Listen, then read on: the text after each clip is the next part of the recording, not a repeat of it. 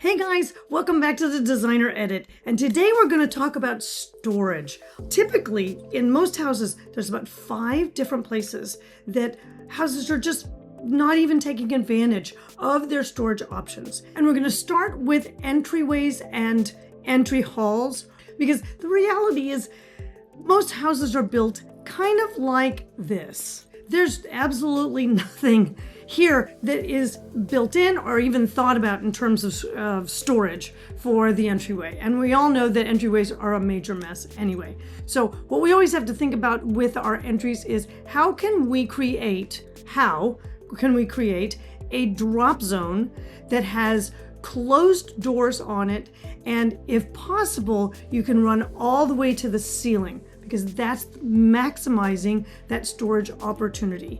So let's take a look at a couple of things. This is built in an area where you can see they've absolutely maximized it. They've given you upper storage that gives you the ability to have baskets in it or whatever. I would have probably put doors on there, but it didn't matter. They've also given you a place to hang coats.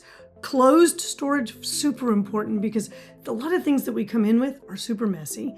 And then, you've got some open bins down here, or, an option like this.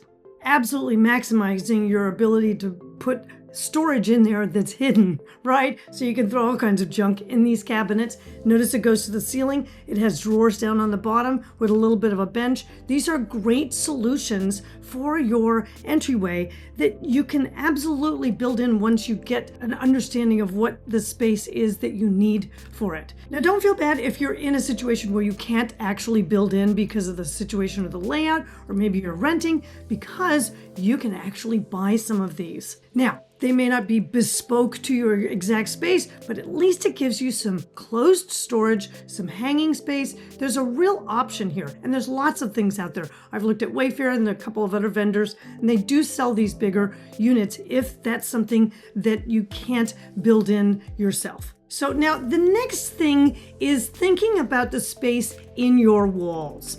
And most houses that are built here in the States are built with, studs and drywall, and they have spaces in between the studs. And those spaces are going to waste. Let me just tell you. Now, I'm not a huge niche for niche sake fan, but I am a big fan of using that space between those studs to be able to get you some extra inches, get you some extra space.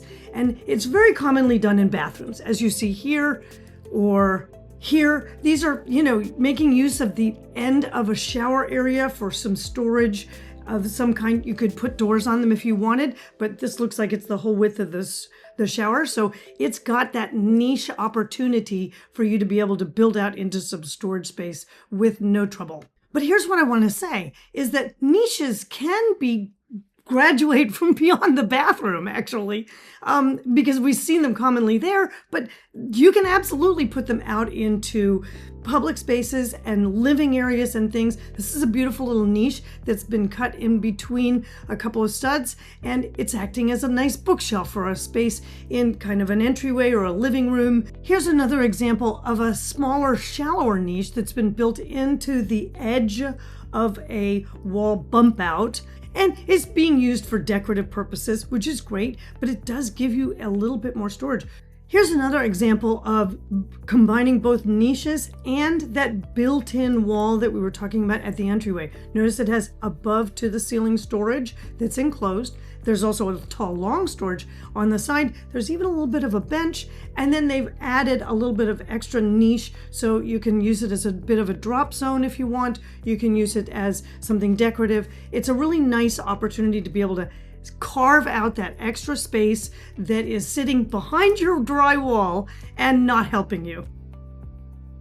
Now, understairs is one of my absolutely favorite spots because they're usually very awkward spaces, but that's when design really comes in and engages, right? And you can use them for a lot of different things. There's something very charming about the idea of a little storage space or a desk and a work surface that's underneath a stair.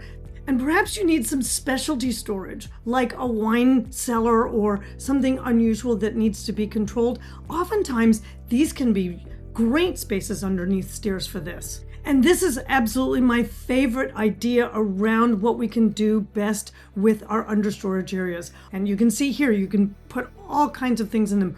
Here's another even different option, but same idea, which is simpler door configurations and pull-out drawers. Oh my gosh, so if you have a lot of clothing or shoes and things like that that need to go into this space, this is a gold mine, guys, and it is just sitting there underneath your stairs, going to waste. Now, another area of the house that people often forget about is right at the ceiling, because usually most people aren't kind of living in those spaces. And so what you've got is you've got this kind of dead zone where you could absolutely put cabinets like you see here. This is obviously building in for a bedroom that has closets as well, but I have done these without any additional storage space coming down towards the floor, and they just work fantastically. Certainly with bathrooms, that's always the case. You can always grab a little bit of space above that doorway coming in. And this is sort of an interesting one because it not only combines the space above the doorway towards the ceiling, but it also brings a little bit of that niche idea down into this kitchen and gives them a little bit more storage space for cutting boards and things like that. Favorite spot that almost no one thinks of and no one really takes advantage of, the toe kick zone underneath your cabinets. Now, the reality of it is that toe kick zone is a totally dead zone. Those cabinets are sitting on top of it. Here's what you can say about this, which is that it's very easy to access that space and build out some flat drawers.